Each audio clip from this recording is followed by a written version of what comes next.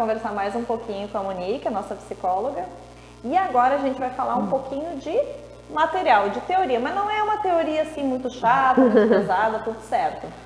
A Monique, como todos os profissionais, né, a gente sempre tem material físico, material de leitura, né, tanto leitura nossa quanto leitura que a gente propõe para as crianças, né, para aqueles que a gente atende. E com a Monique não é diferente, né, ela tem um espaço onde ela atua, que ela vai falar um pouquinho para nós dessa atuação, de onde fica, como que é e o que tu aplica, o que tu faz com os pequenos lá. Eu atuo no Espaço Pica-Pau Amarelo, que é aqui no centro de Montenegro, e a gente tem uma equipe multidisciplinar, que nós temos fonoaudióloga, psicopedagogas, tem mais de uma, tem o educador físico, que é o Dudu, bem conhecido aqui, nosso colega. A fonoaudióloga é a Paula, as psicopedagogas são a Silvia, e ela tem mais algumas colegas que estão começando agora, que ela subloca a sala, né? Tem duas TOs, que são a Joana e a Luana, e eu sou a única psicóloga, e tenho a fisioterapeuta também. Nossa, que bacana! A Lidiane. E eu falei da Silvia, né? A Silvia é psicopedagoga. Falei de todos então. Mas é uma equipe muito bacana. E a gente atende, principalmente, agora o público maior são as crianças com TEA, né? Com autismo. Então eles precisam de várias terapias. Alguns vão em 3, vão na fono, na TO, na psicóloga, ou na fono, na psicopedagoga e na TO. E a gente uma começa a atender, se vê que tem necessidade do outro profissional, já encaminha, né? Mas tem vários tipos, né? Crianças com atraso no desenvolvimento, que não é autismo, com TDAH, com TOD, essas que eu atendo com dificuldade de adaptação escolar, que daí é bem por um curto período que eu atendo, elas já resolvem e já recebem alta, né? E casos de luto, né? Casos de abuso, casos de separação dos pais também, não é tão demorado para resolver.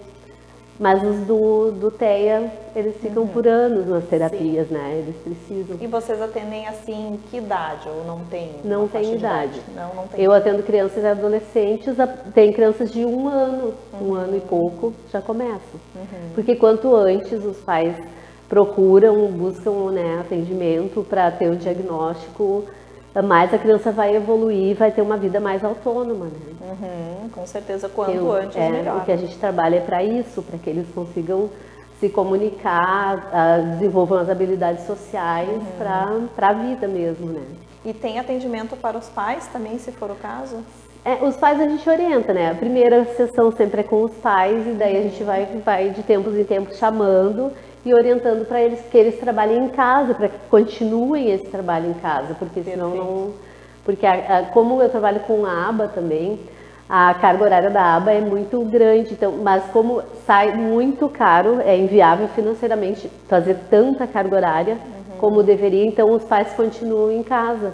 A gente vai sempre orientando e eles vão continuando, porque na aba é assim, a gente primeiro estabelece um vínculo com a criança, algumas sessões são para esse estabelecimento de vínculo, depois é feita uma avaliação para ver cada dificuldade da criança, o que precisa ser trabalhado. Daí a gente elabora um PEI, que é o plano de ensino individualizado, então é bem de acordo com a criança, com a dificuldade daquela criança, com a idade da criança. Vai ser trabalhado, vai ser para desenvolver a fala, né, a comunicação. Às vezes começa com a comunicação não verbal, até que depois ela consegue adquirir a fala.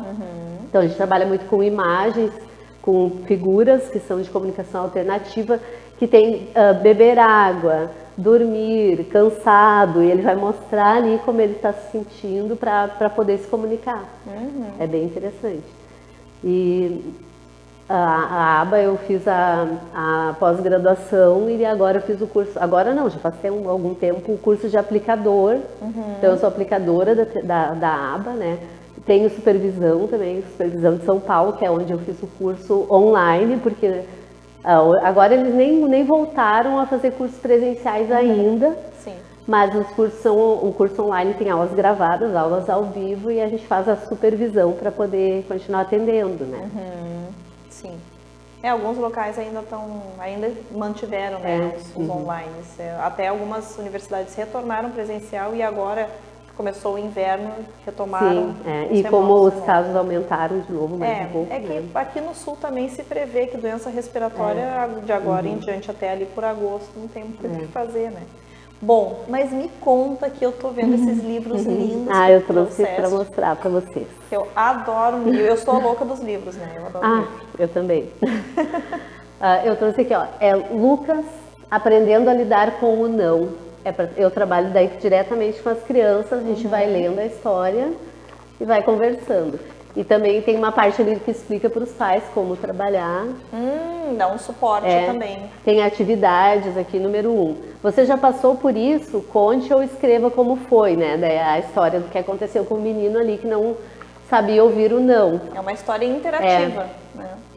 Ó, outra atividade. O que passa pela sua cabeça quando alguém não faz o que você quer? O que você sente? E o seu corpo, como fica? Como você lida com a palavra não? Qual foi o último não que você ouviu? Esse aqui é bem extenso, talvez não vou trabalhar em uma sessão só, vão ser várias sessões, a gente vai continuando. Tem vários desenhos aí, sugestões para a criança fazer desenhos para elaborar aquela dificuldade então, dela. É um livro para vários momentos, né? Não é para uma Da vez editora Sinopsis, a autora é Edilene Bellini Peroni Benzik. Uau! E este, pelo tipo do livro, eu acho que é da mesma... É da mesma editora, editora Sinopsis. Eu comprei pela internet, é bem acessível. Por que o desafio? Crianças entendendo o transtorno de oposição desafiante, o TOD.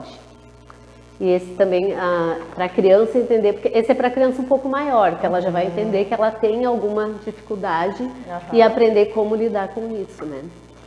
Bem interessante, bem as focado ilustrações. Focado ao pódio daí, né? Que interessante. O mais interessante é ter esse suporte, né? Essas dicas de atividades. Daí aqui tem atividades também, ó, para ligar, para desenhar. Você já teve algum desses comportamentos ou dificuldades que citamos na história? Escreva ou desenhe. Dá todo um suporte, muito bacana. Não é só a história em si, a história em si já é ótima. Já é ótimo. Mas todo um suporte para tu ir além da história, né? E daí a gente trabalha de acordo com a criança. Uma criança vai ir mais além, outra já é mais introspectiva, mas ela vai desenvolvendo da forma dela, né? Ela vai aprendendo a se conhecer e poder elaborar e resolver essas dificuldades, né? Esse aqui é uma sugestão para pais ou professores, crianças desafiadoras também, porque tem bastante criança com TOD agora, é da Luciana Brites e o Clay Brites. Uma boa dica, Julia. Até eu fiquei curiosa. Uma boa dica. E é uma leitura acessível, assim, fácil de entender. Tem várias, a letra é grande, assim, ele não é tão extenso. Sim. Não é uma leitura cansativa. É uma leitura, assim, dá para ler assim numa vez. Não é muito longo e é uma linguagem acessível, assim, não é tão técnica. E aqui é uma coleção, são 3 livros muito interessantes. Tem o Monstros na Barriga, da Tônia Casarim. Então ela conta a história do Marcelo, que ele descobre que tem monstros na barriga, que são os sentimentos, as emoções. Ele daí fala aqui primeiro da alegria. Ele fez um gol na escola e sentiu aquilo na barriga, aquele monstrinho mexendo na barriga dele. Daí ele foi contar para a mãe ajudou ele a descobrir que era a alegria. Então ele... Gente, as crianças... E daí tem atividades, para a criança pensar e escrever quando surge o monstrinho da alegria na barriga dela, em que situações ela sente alegria. Daí ela desenha também, daí depois fala da tristeza, da raiva, do medo. Esse aqui dá para trabalhar com crianças bem pequenas. Daí eu faço assim, eles não sabem ainda escrever, mas eles falam e eu escrevo. E depois aqui, agora é a sua vez, desenhe o seu monstrinho da tristeza, o seu monstrinho. Daí eles fazem o desenho e aqui eu escrevo exatamente o que eles falam. Eles devem amar. Isso para desenvolver a empatia também, né? O sentimento que eles têm e que tem crianças que são agressivas, né? A gente conversa, mas e se tu bate no colega? Como tu acha que ele se sentiu? O que tu sentiu e o que tu acha que ele sentiu naquele momento, né? Pensar não só os seus monstrinhos, né, mas os monstrinhos do colega também. É a ideia, às vezes as mães perguntam, mas vocês brincam tanto, né? Mas não tem como fazer terapia com criança que não seja brincando, contando história, desenhando, né? E eles respondem muito bem. Esse aqui daí já é para crianças um pouquinho maiores, a ilustração já é um pouco diferente também. Daí fala de sentimentos assim mais amor, solidão, pensa na puberdade, vergonha, ansiedade, culpa, frustração. É muito interessante até para trabalhar em casa, né, para os pais e na escola também. E esse é o ABC dos monstros, daí com cada letra do alfabeto ela fala de outros sentimentos: abandono, aceitação, admiração, fidelidade, fingimento, falsidade, superação, superioridade, tem com todas as letras do alfabeto, e daí depois a criança também desenha. Gente, estou apaixonada por essa. Essa coleção é maravilhosa. A gente pensa que tem toda a questão de trabalhar o socioemocional, né? A BNCC traz isso pra gente, né, pro trabalho em sala de aula. E a gente muitas vezes fica pensando, nossa, mas como que eu vou trabalhar? Como que eu vou trazer isso, né, para a sala de aula? Que nem tu disseste na questão da terapia também, de uma forma que seja lúdica, porque eu trabalho com a criança para que se tu quer que ela te dê um retorno, te dê abertura, uma aprendizagem significativa, né, que ela se sinta à vontade para tratar de certos assuntos, o caminho é a ludicidade, né? É a atividade lúdica. E esse material é muito rico, muito bom.